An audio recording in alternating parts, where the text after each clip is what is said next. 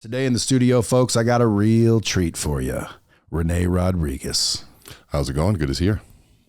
Folks, if you don't know who Rene is, you will soon find out, and more than likely you'll be a fan, as I am, if you want to follow him on social media at Rene Speak. It's Rene.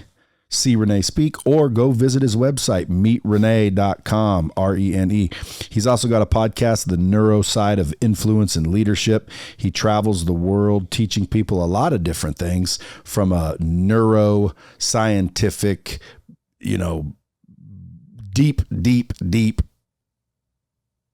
root of information. In other words, this dude's training top 500 CEOs. He's training freaking companies left and right. He's constantly booked. He's got workshops and speaking events. And like, this guy's one of the busiest guys I know.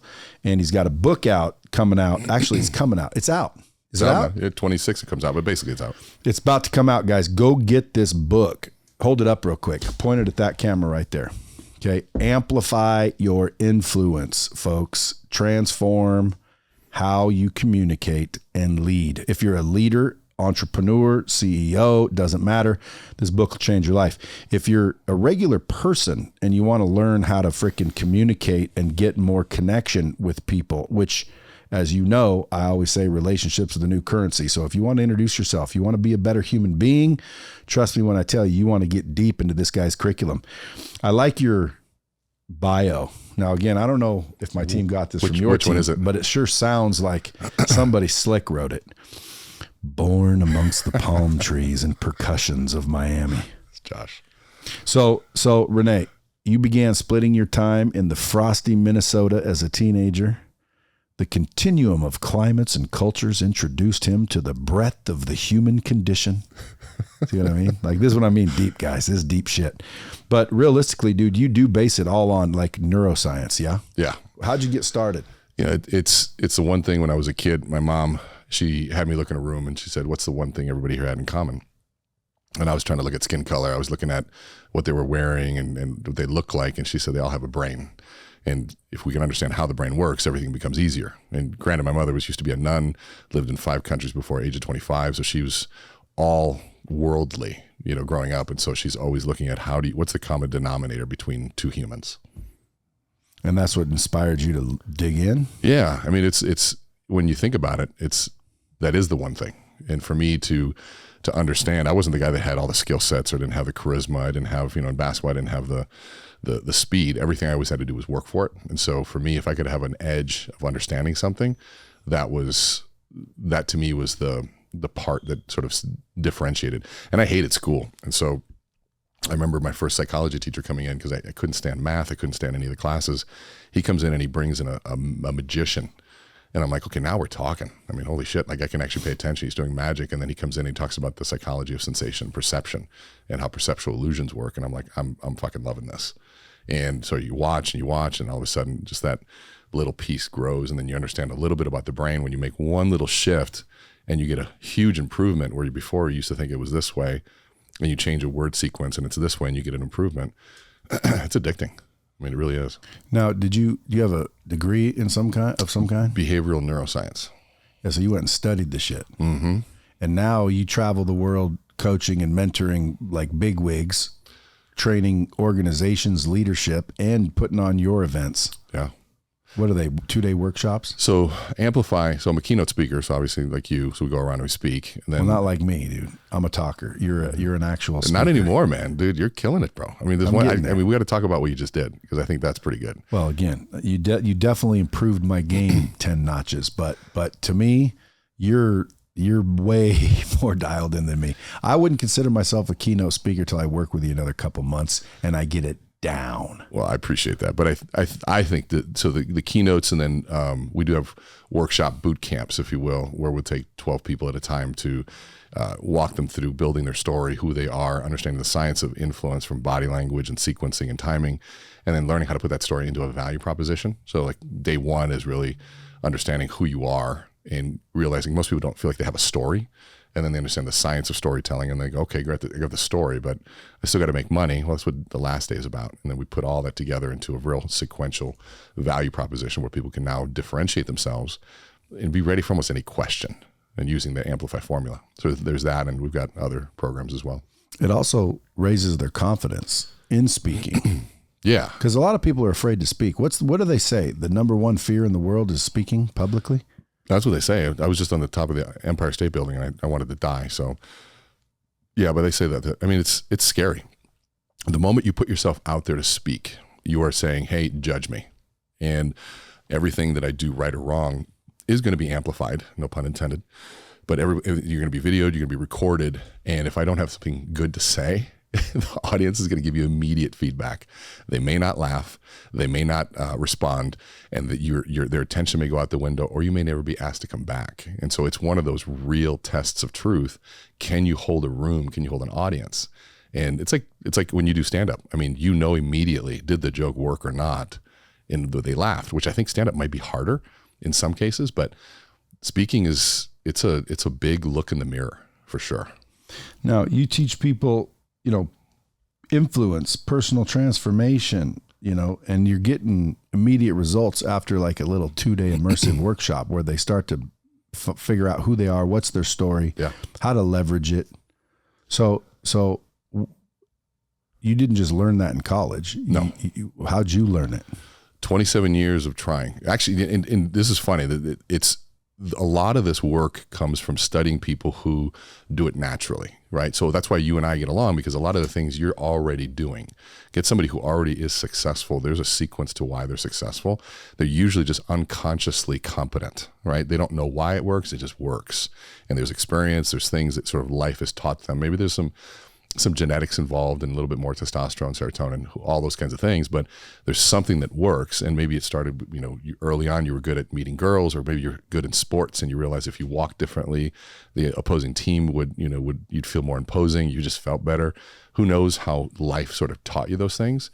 And then they transitioned it to business. You realize I close more deals when I stand this way, or when I dress this way, or if I tell a story in this way, or maybe you had a teacher that was really good.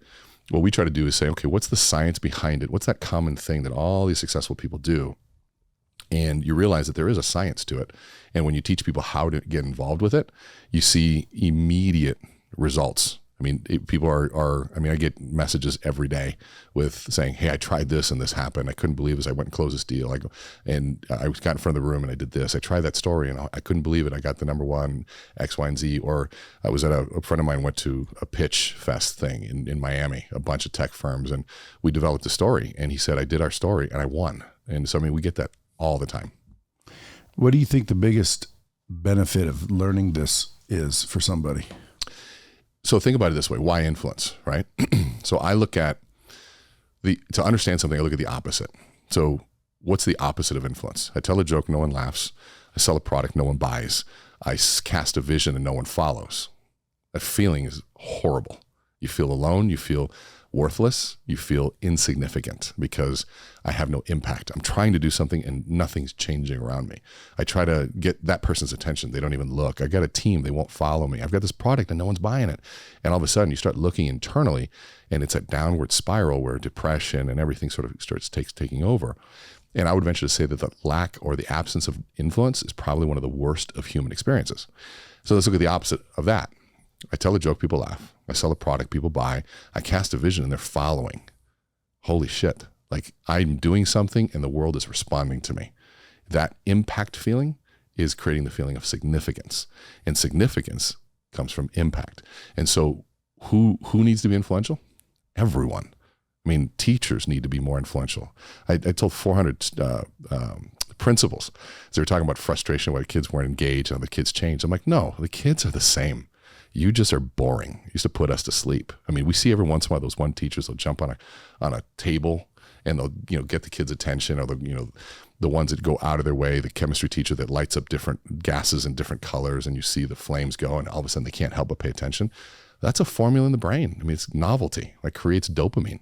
We love dopamine. And if you keep the things novel, we'll do it. If we were to talk like this you'd put people to sleep.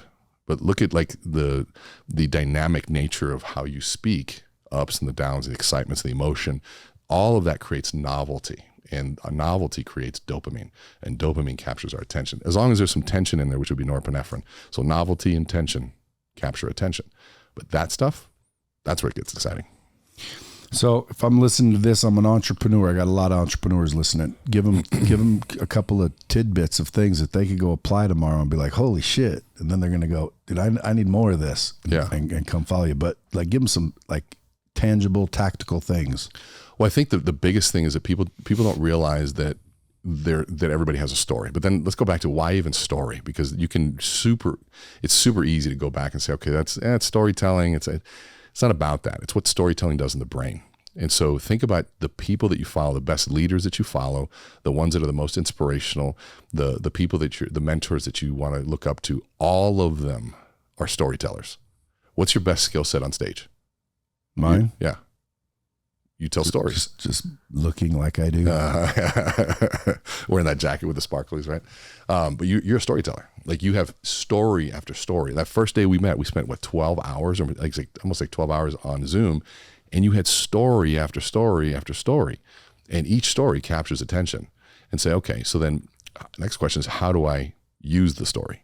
And then within that, what kinds of stories help? Every presentation is a story. So if I'm an entrepreneur, if you're not telling a story, if you're not differentiating somehow, you're going to default back to your clients are going to default to differentiating you for you based on the only thing they know how to measure, which would be price. And so the value is delivered through story. And so if I can then capture, say, okay, how did this product get built? Where did it come from? And how do I tell the story of how I got into it? That is that vehicle to be able to deliver value. And so, I mean, we can dive into it a little bit deeper, but, depending on if we choose a business, that's probably a little easier to get clearer on. So just make one up. Pick one. Landscaper. All right. So yeah, I got a little 12-person crew. We're doing decent, but I want to, double my business.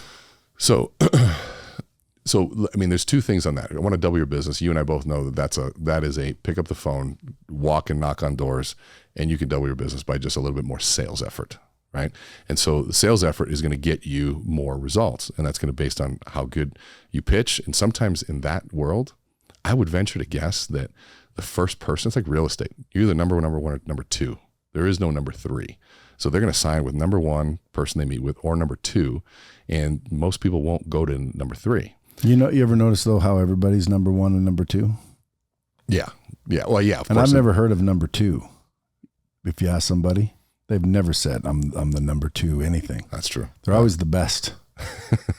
Well, I mean, when I say number one and number two, the first person they meet, right? And so they say in real estate that it's 81% of people will sign on the buy side will sign with the first person they meet, and then first or second, and then 91% on the sell side. So it's like either you're number one, number two in that game. And so I would venture to say that landscaping, if you show up at my front door and you've got a great personality, you've got somebody that is personable, and you can show me what you can do, I think it'd be great. Like for me, if you walk me and say, hey, I walked by your house and I had an idea for your front lawn. Whether you use me or not, I drew something up. I had a guy show up at my place one time. He goes, I drew this by hand. And it was just a color and crayons. He goes, but I looked at your house and this is what it did. And I looked at him and I said, you did this from your car? He goes, yeah. He goes, but I just really liked when I drove by your house. And I just thought, I just got inspired. Even if he was lying to me, I loved it. See, you just gave landscapers, if they're listening, I think a multi-million-dollar idea, because if someone knocked on my door and had some way to show me my house with a new front yard or landscape. Yep. Because I ain't talking about the people that come mow your lawn, people that design your landscape. Right. And I looked down and they made my house look 1,000 times better with whatever they did. I'd say, how much is that? And how soon? Yeah. How do I get that done? I'd be like, holy shit, dude, that looks gorgeous. How do I do that? But you know why we love that? It's customization. We love customization. Things that we don't like cookie cutter. We don't like things that we're part of like everybody got the same thing. There's a one sheet of paper, but if I can come by to you, if I'm selling a high ticket item with enough of a margin, I can go by and say, you know what? I was inspired by your house. What do you mean you're inspired? I said, well, I'm a landscape artist. I stress artist. I said, can I show you what I mean? And I'd walk them outside. I'd say, you see this tree? This is what this does. But I had a couple ideas if I can show you.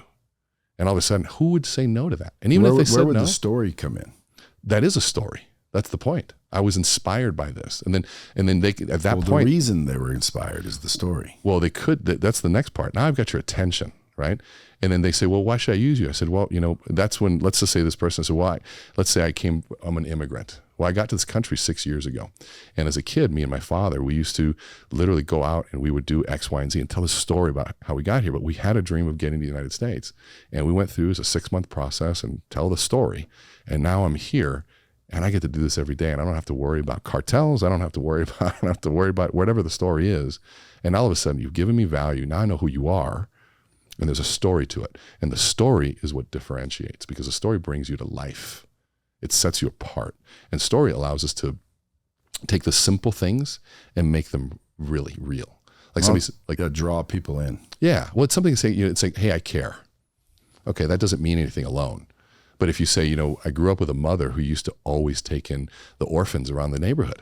And every time we had this one kid down the street, his parents were always working, they're always fighting. And she would always say, go get Johnny and make sure he's got, invite him to dinner. And I never understood it. I didn't even like Johnny that much, but every single night she'd always say, call Johnny. And then I found out later his story and what was going on. And my mother used to she cared about everybody. And I guess now, so that's a story about his mom and how he grew up. And now all of a sudden now you're saying, and so I guess the way we do our business, it's inspired by my mom. We want everybody to feel the way my mom made Johnny feel.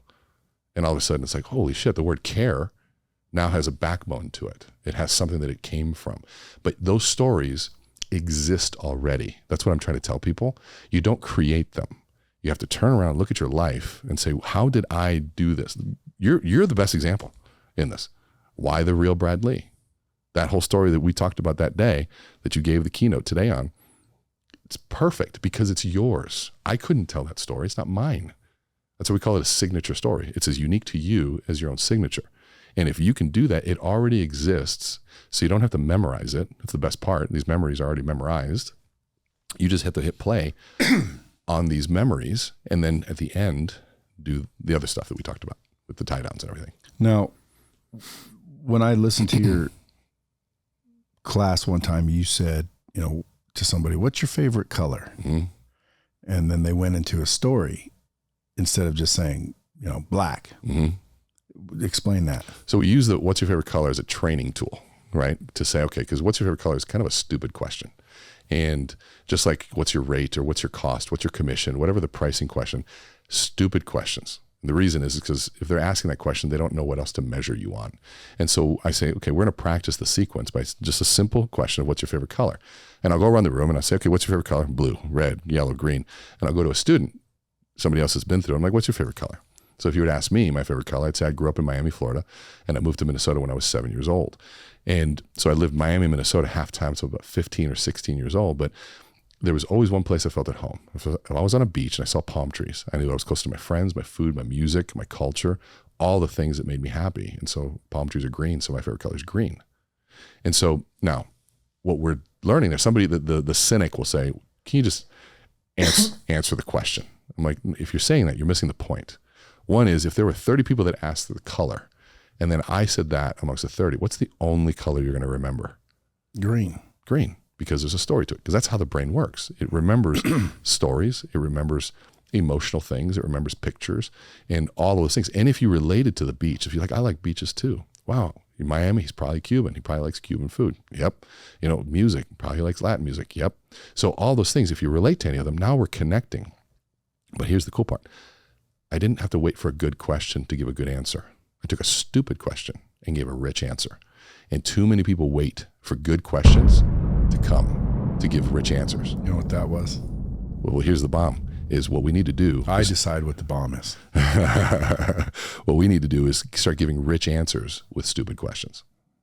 Yeah, that was the bomb. Folks, pay attention. Because if just a salesperson could do that, just a salesperson. Yeah. 100%. When I say just a salesperson, doesn't have to be a big CEO, doesn't have to be a big business owner. No. It could be just an individual that works somewhere selling shit that understands what you just said. They would sell more shit. They would connect with more people. They'd get more referrals. They'd make more commissions. They would have better customer satisfaction surveys. They would get more referrals. Everything would amplify, no pun intended. I think it's a great pun. It's a great pun. Yeah, you're right. So there you go, landscapers. Yeah, you gave them $1 million idea with the, hey, just, sketch some shit out and knock on the door and say, hey, I was driving by, I was inspired. I wanted to kind of show you this. And again, I mean, if the drawing's well done, dude, I'll bet you there's a lot of people that would say, how much is that? Because I don't want to get my yard done. But if someone did that, I might. Yeah. And now you can apply that same principle to almost anything. Yeah, and the principle, is seeing a need and doing a custom solution for them. Yeah. And taking the time to even just tell the story of who you are, and even taking an interest. I was inspired by if you're doing website design, hey, instead of saying, hey, do you need help with web design? If somebody called me and say, you know what, I was really inspired by your web design, and I loved how you did this. I love how your podcast is posted here in your book, man. Who does your design? I just want to tell you, I loved it. Are you getting the traffic that you want? And you know what I'd say? I'm like, dude, thank you. I'm like, no, I'm not actually. He goes, that's what we found with a lot of people, that they have great design, but they didn't understand SEO or they didn't understand these other elements. And if you'd like, I did a little work, and I had some guy actually, some guy did this. He sent me, he goes, Rene, I went through your whole website and I saw this. And he goes, I don't know if you've ever done funnels, but I created one for you. And here's a video, whether you use it or not, take the funnel and run with it. And he created a video explaining the funnel. And I'm watching this thing, I'm going, thinking it was cookie cutter. It wasn't. He created that for me. And now I'm talking about it on your podcast. I mean, at least you think he did. No, it's him talking, and he has my website. This is where I would put it. And he's taking my website and overlaying it on there. And he's literally just like sitting in front of a thing with headphones and giving me it. Yeah, and it was like, okay, so that's legit. And he's the only one. And how many people do funnels? I'm only thinking about one guy. Yeah. I've had a few people send me something where they're, hey, Brad, I just wanted to do something, and I saw this, and they were talking to me. Specifically for me. I thought you meant he built you a website to look at. No, he built me a funnel. Like, he built the funnel concept and all the things, what he would do based on what it is. And he had an idea of what I did. That's the other piece too, is that he did his homework. Yeah. And so many people don't do their homework. So you do more than just leadership. You do more than just teaching people how to be a public speaker, how to get stories out better. You also do sales and influence. Sales is in my heart, man. That's how I started. So, and not a lot of people know you because you're busy doing corporate events and all your private stuff. So it's not like you're some big famous dude, but you're well known in the right spots. So I'm glad you're on Dropping Bombs so more people can figure out who you are. I love being here. I've been wanting to be here for a while, so this is exciting. And everyone should get the book and definitely check out Rene's website so you see more about what he does. But let's dive in a little bit to the sales game. Love it. So just talk to the salespeople listening. So I think, I mean, you've got complex sales and you've got direct sales. So I started in cookware.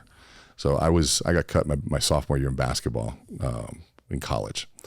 And I remember I was able to talk to a CEO. It was a $25 billion CEO. And I said to him, he was asking me about basketball. And I said, I got cut. It's over. I go, but I got a question for you. What's the one thing that I got to do right now? I got discipline, I've got motivation, and I got nowhere to put it, and I hate school. Even though I finished, I hated it. I go, what's the one thing I got to do right now to be in your shoes when I get older? He looked at me, smiled, and he said, you learn how to sell. If you learn how to sell, you'll always be employed. And when I heard that, it was like, one, at 18, you don't even know what selling really is. And so I get this thing in the mail that says I've been selected because of my GPA to join this fast-paced sales and marketing company in the health and wellness industry. I'm thinking, okay, I love to work out. Health and wellness is great, and I'm supposed to be in sales. Let's do it. So I got recruited to sell cookware door to door. This was like $2,500 a set. And so that was when, 18 years old, I'd made $900 the previous summer as working as a janitor in the college because of the probation program, right? The kids that didn't do well in school. And so they came out and they said the guy, his first summer made $9,000. And my jaw dropped to the floor. And it was like everything that I had put on basketball all went into saying, whatever this guy did is what I want to do.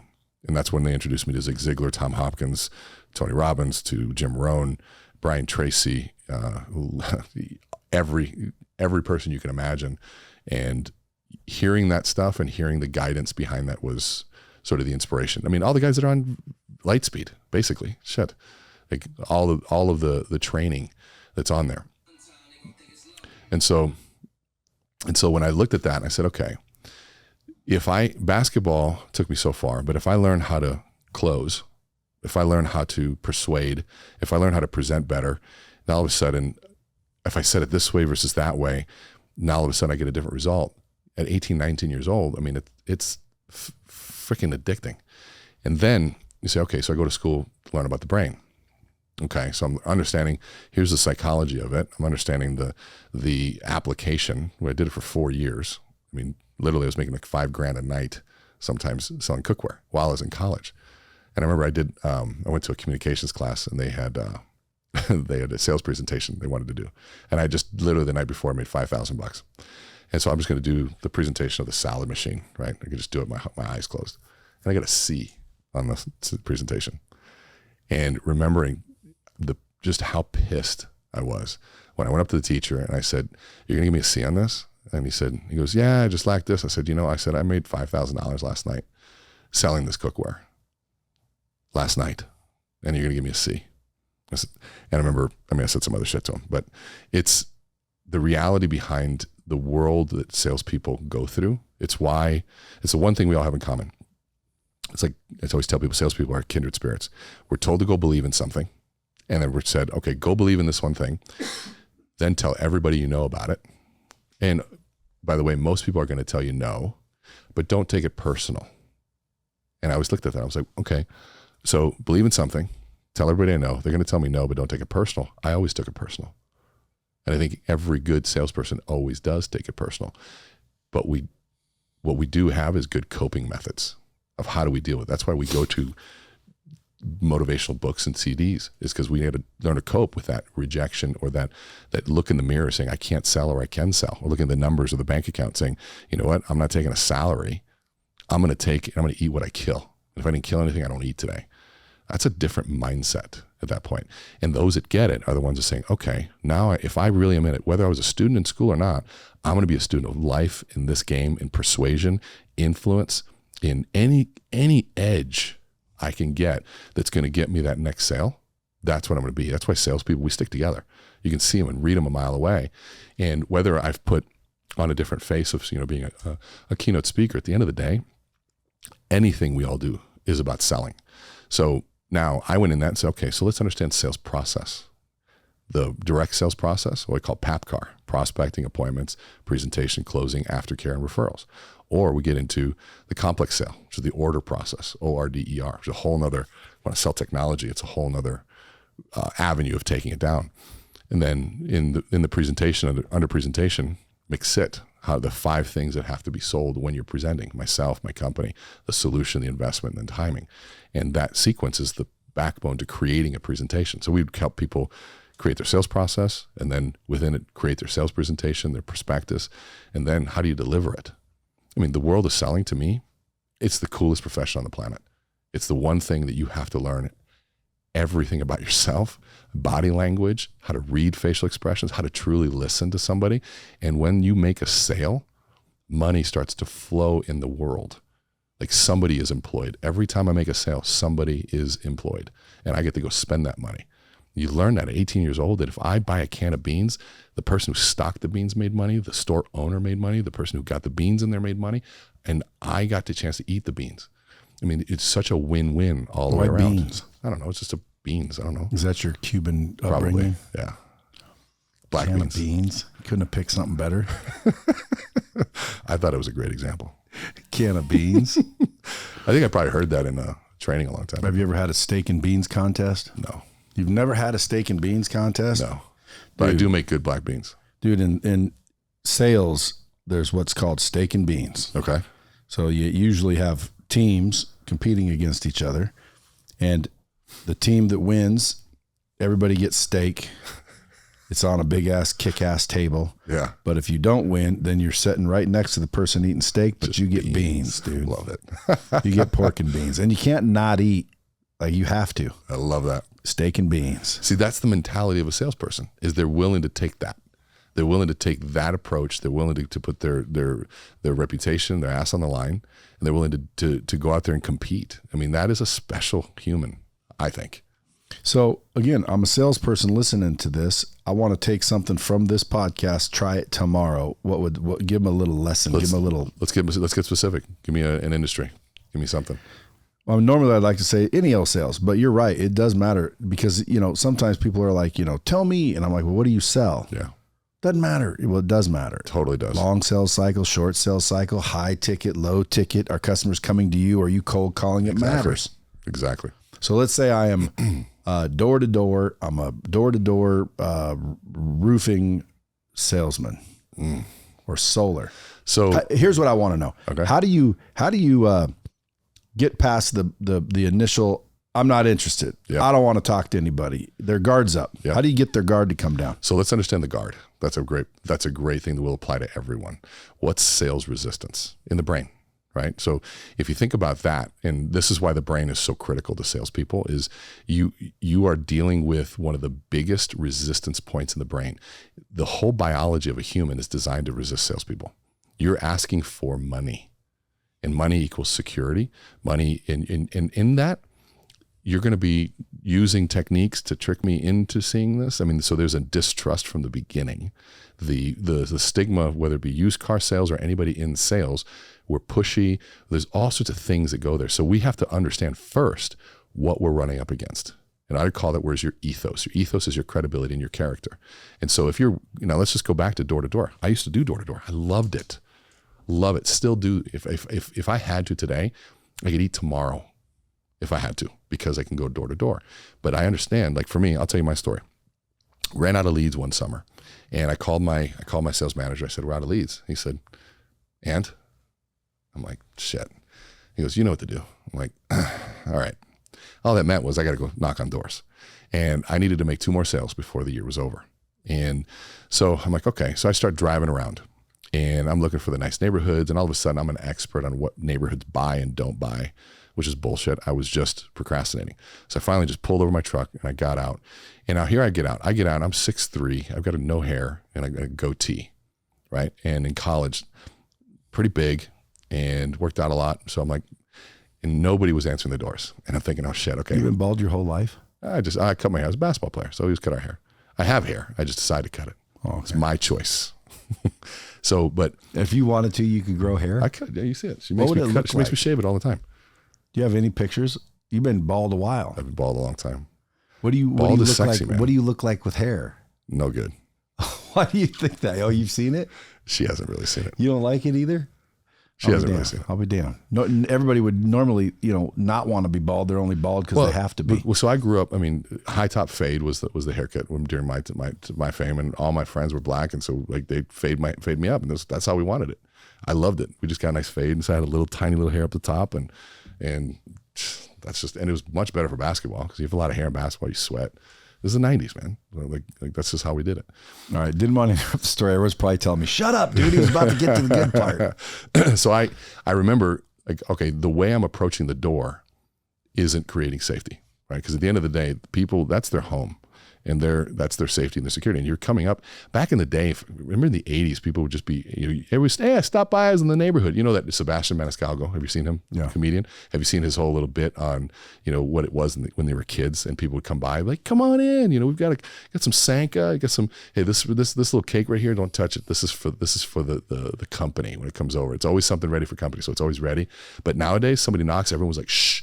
Quiet, like everybody starts hiding, like who the hell's at my front door? And so it's like the whole, and he does his whole bit, it's hilarious, but it's shifted. So now all of a sudden we're going to be knocking on someone's door. Even right now, someone knocks on my door. I'm like, who the hell is that?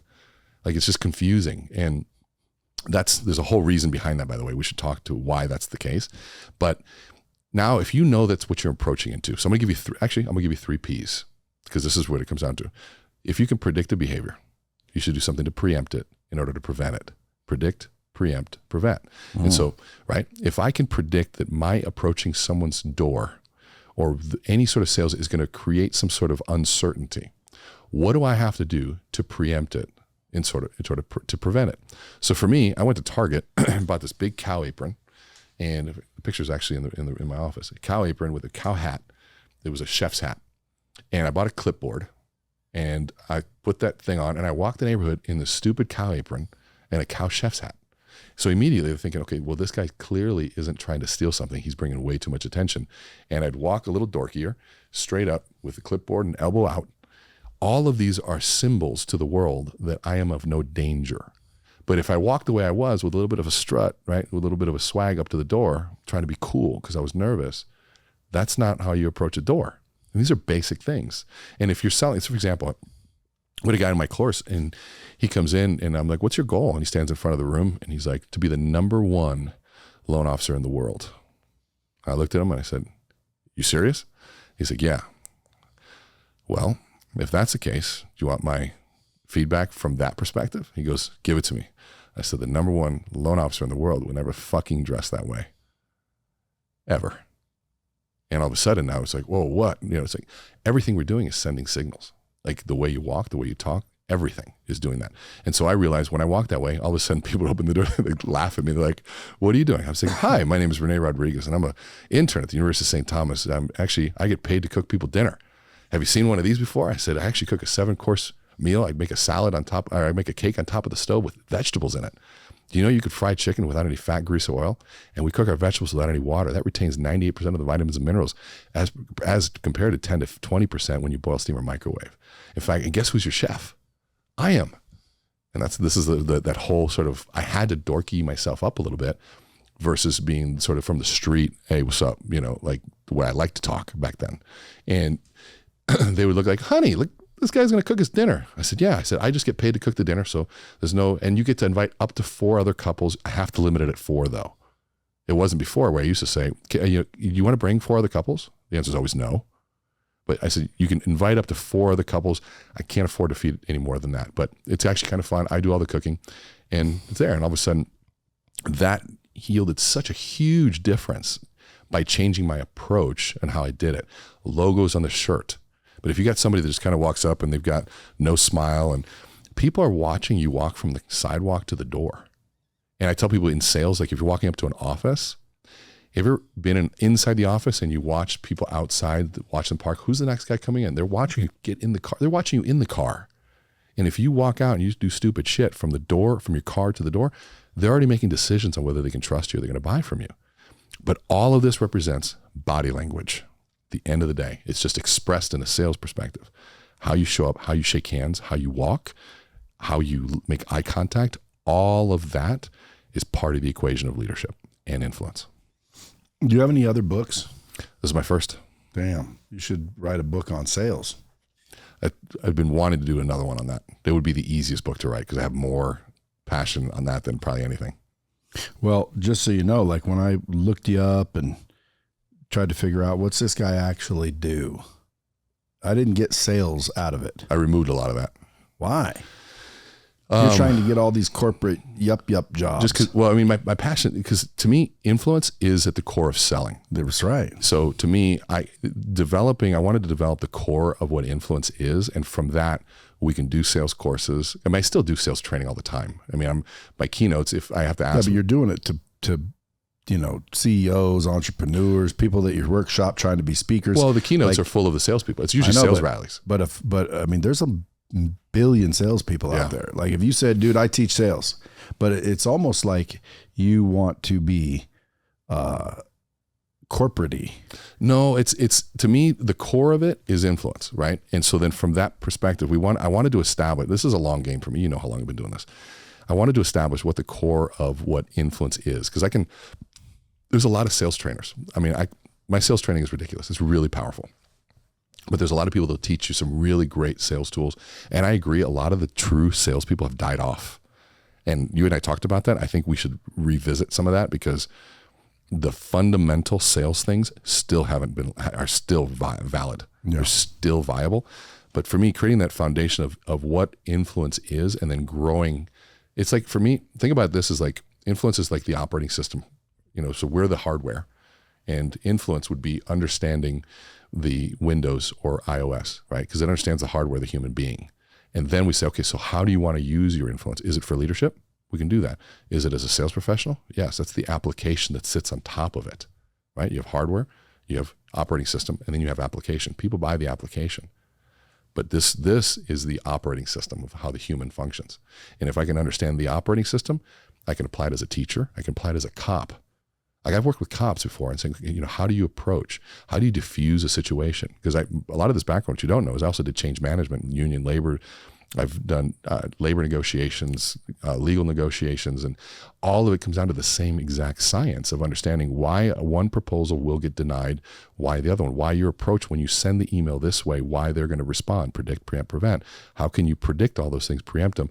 Or how about we just get to the table? I had a client call me. He runs a $2 billion region for a company, and he's going to leave, and he's going to send an email. I'm like, okay. I go, you do know what's going to follow when that happens.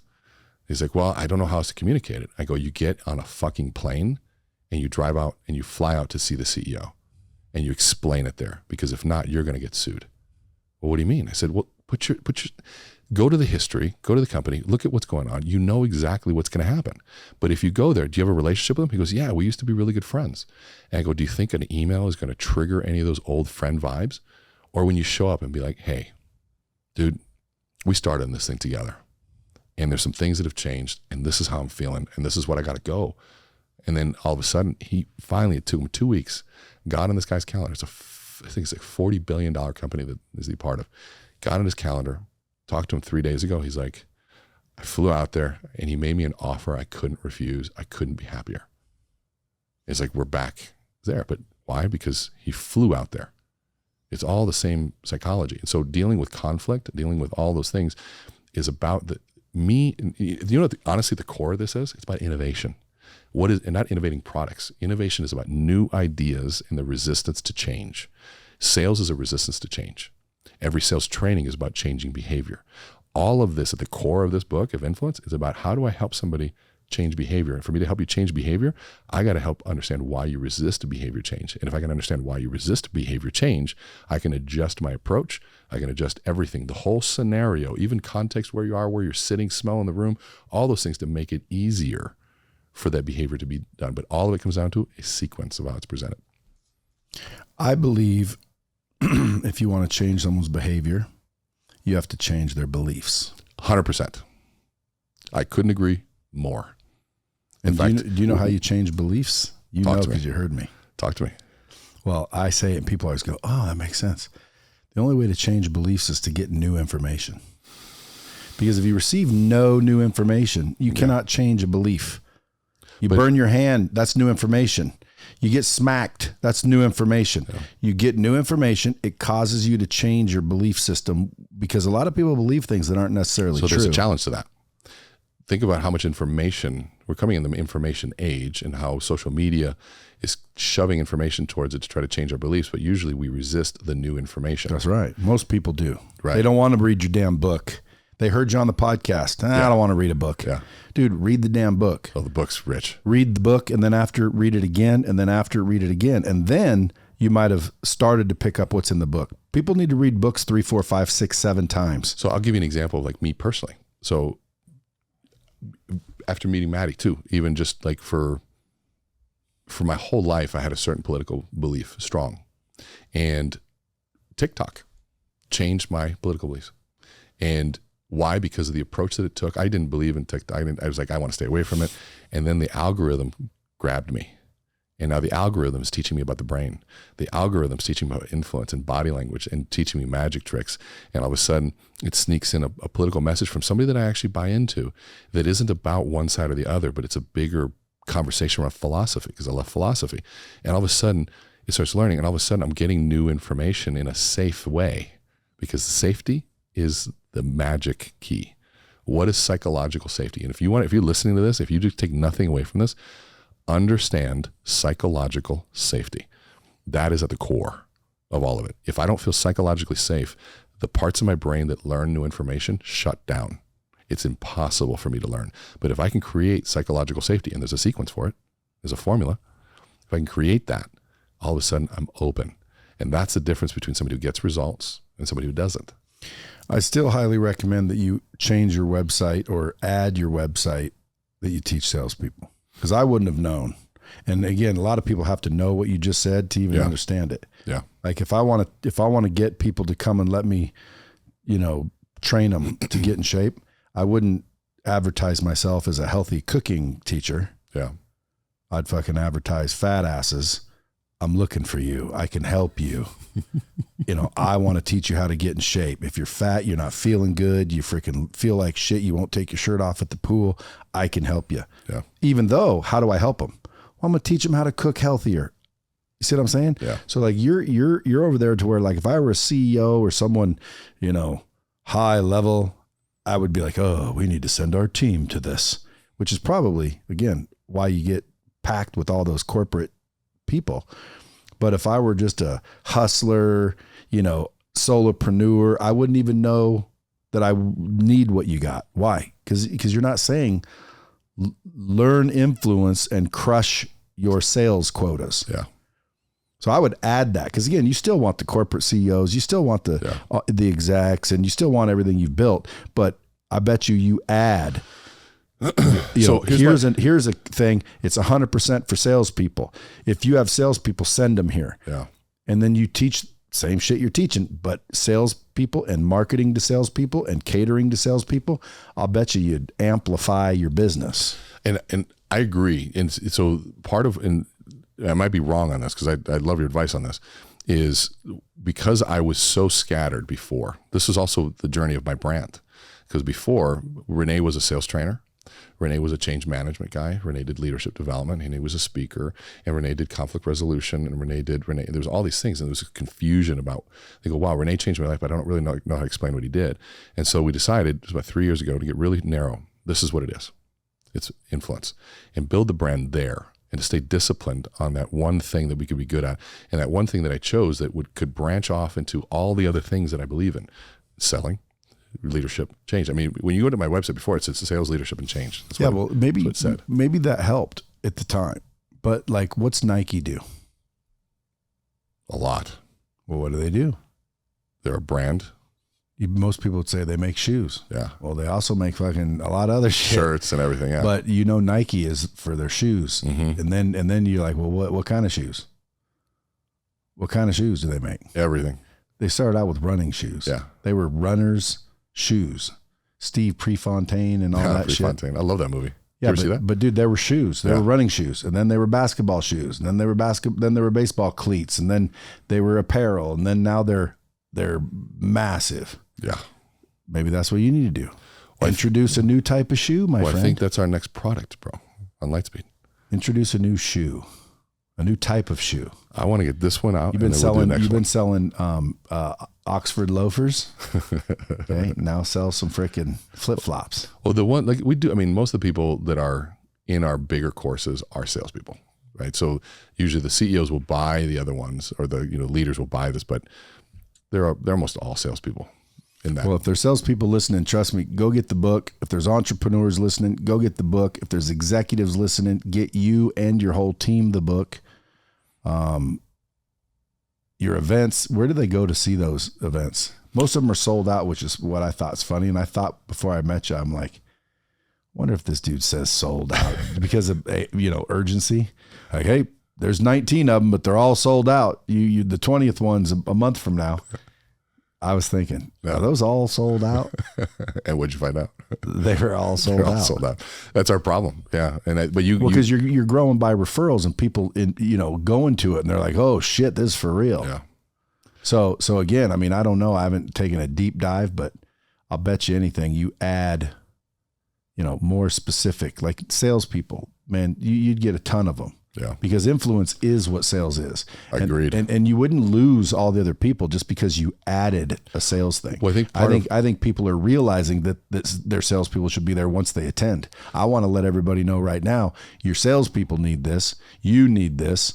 Your family needs this. Your kids need this. It's going to help you cope in life. It's going to help you become a better human being by becoming a better communicator. Yeah. And the relationships, folks, is the new currency. The better you can connect, the better you can engage, the more people that like you, the better off you are. Every dollar that you get, if you track it back, comes from a relationship. Yeah. So if you know that dollars derive from relationships and you want more dollars, what do you need? More relationships. You need more relationships, and the better you are at making them and creating them and keeping them and engaging them and nurturing them, the more financially successful you'll be. You drop a bomb on that, there you go. Okay, there we go. and I don't drop my own bombs very often, but that was a bomb. Guys, pay attention. Now, I wish I could sit here all day and talk to you, but we got shit to do. Yeah. Now, what would you tell everybody listening if you could give them just a little tip to go out there and apply and go, holy shit, this works, and then come running to you saying, I want more? In terms of our podcast gives away everything. I mean, that's one thing that we get all the time. I said, Rene, do you realize you're giving everything on the podcast? I'm like, yes. Okay, so don't buy the book. Just subscribe to the podcast. Get the book too. No, the book is everything. Get the book. The book is actually one. I mean, this is a legit book. This isn't self-published. This is legit. That's a real book with a real publisher. That's in all the bookstores and Amazon and Barnes and Noble and the airport stores. And got you on the back too. It's legit. Got you on the back. Well, dude, I had to give you a testimonial or whatever those are called because I'm a witness. Yeah. I used to, just for the record, I used to go out on stage, say a lot of fucking great, brilliant shit, in my opinion. I'm a legend, just ask me. But I'd go out there and say a lot of valuable information, but it was just all over the place. And when I left, everybody would always be like, dang, he had a lot of value. And someone would say, well, what'd he say? And they're like, I don't know, like brush your teeth, or, they would pick out something that wasn't even about. And it was because I wasn't relating things to a story, creating a tie down and sequencing it all together. Yeah. One little session with him, I went out very next keynote, freaking boom, standing ovation. Everybody freaking was crying. I even teared up a little bit because I was trying to connect like you taught me, but when I was connecting, I was getting emotional, which then afterwards everybody came up and they said, bro, honestly, I didn't like you until today. And I said, oh, well, thanks.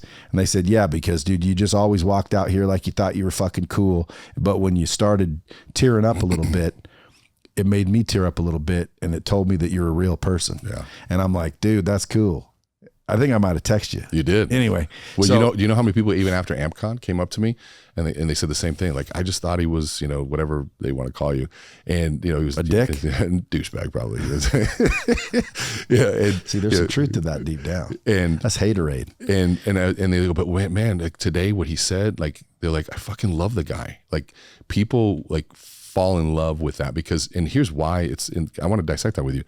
It's why, and when we first met, I said, dude, I remember I had followed you 3 times, but so many people that I know say he's the most genuine, cool guy. And then we talked. I'm like, and this is funny. I go, dude, you are, man. It's awesome. And you looked at me, you go, I'm probably just trying to sell you. And I was like, fair enough, man, but you're doing good. Like, there was a realness to you that I could trust. But then when you get on stage and you bring an ounce of that, an ounce of real, when I talk about like real vulnerability, and I'm talking about like something real, like it's something emotional. That's what we call pathos.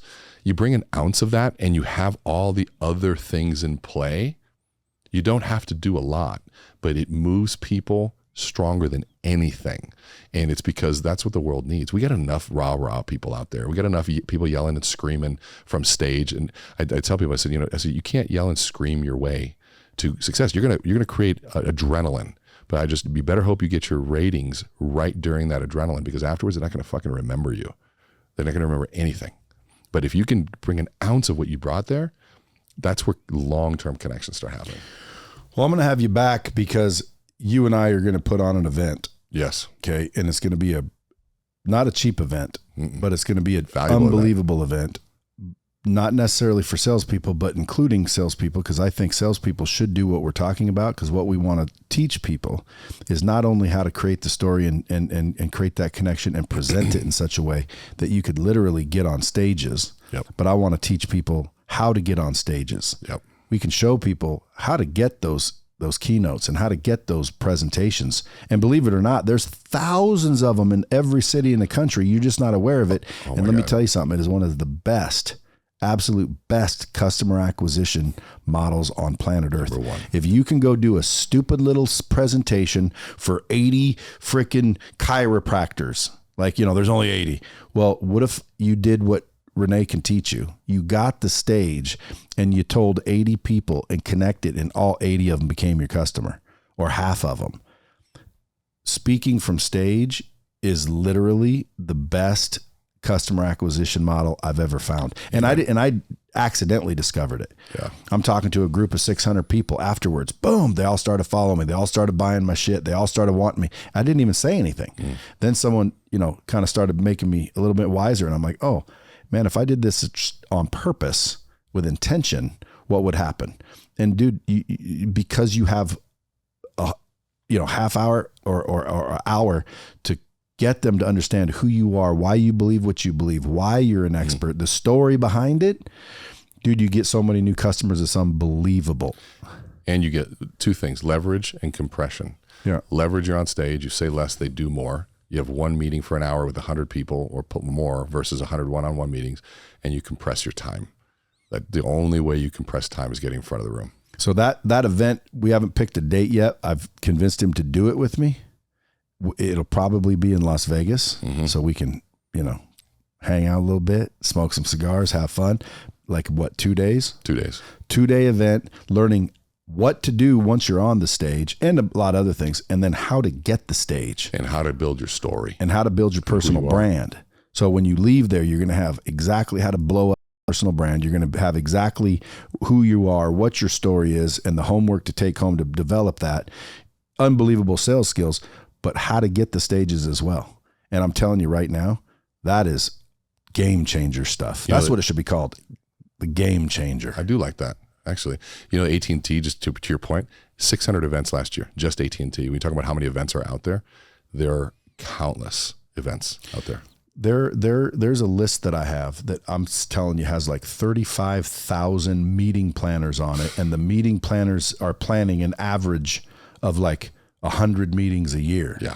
There's meetings all over the place, and they don't have to be big 10,000 person, look at me, I'm a star. They're little stupid ones. Yeah. They're 80 people, 40 people, 60 people, 200 people. And by the way, once you get good at telling that story, once you get good at figuring out what your message is, you start making impact. Yes. And you start seeing people come up and you say, you changed my life. And then you start getting that freaking adrenaline going. And next thing you know, dude, you're writing books. You're a big ass freaking keynote speaker. You're, in my opinion, helping the world. You go from, man, I just want to go sell something to, man, I'm changing the world. Yeah. And that's how you do it. And even if you don't want to be that big, even if you move from 1-on-1 to 1-on-10 and 1-on-20, that impact, people make $1 million just doing just that.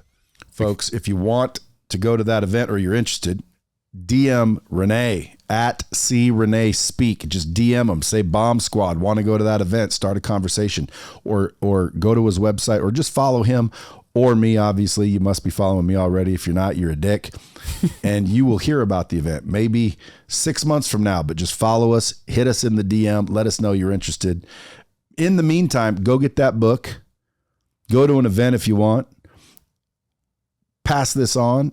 Someone else might need it that so share this episode out. And as always, keep it real. Thanks for coming. Thank you. Dropping bombs with the real Bradley. Subscribe now.